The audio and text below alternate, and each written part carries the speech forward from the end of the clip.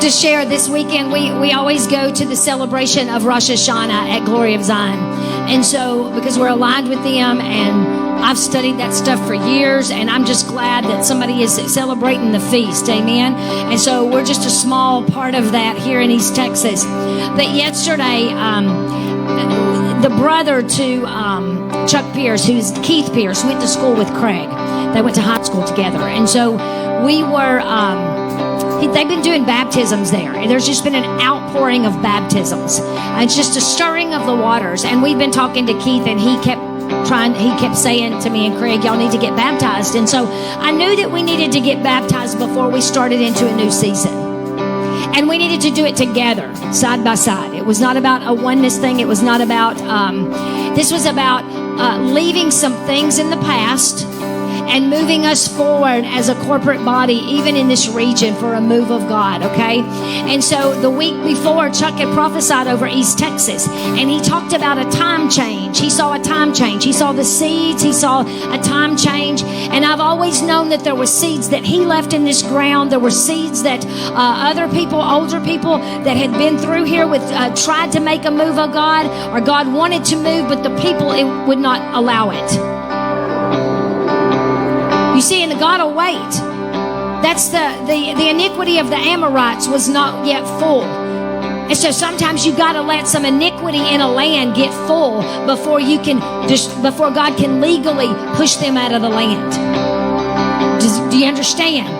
It's the same thing about wandering in the wilderness. I went back and looked at notes I took 3 years ago, and one of the things I said was the enlargement place was their promised land, but they chose to enlarge the wilderness.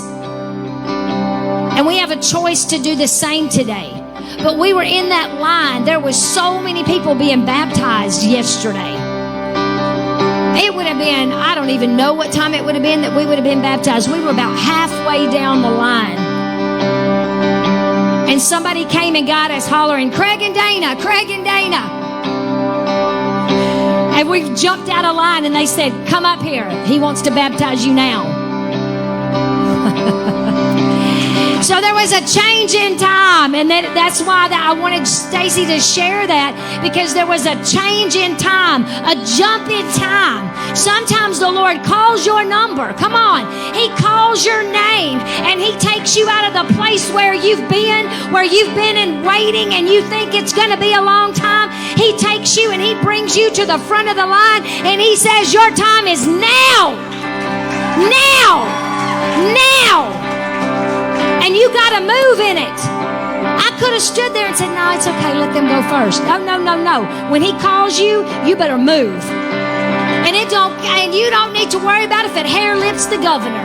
You need to get your butt in gear and go to moving with Him.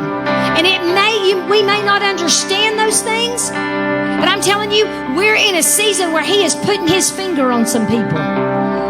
Some who have waited patiently and been willing to let some go before them. And He's ready to wash away some old mindsets, because that's really what it's about. Isaac Petrie preached a wonderful message about, look, you're already on the other side of the door.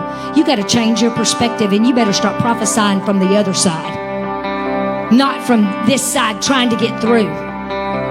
Jesus is the door. But yes, there are many doors being opened. Generationally, there are things that the Lord is pouring out, and we just have to be ready to move when He says move. He's calling your name today. He's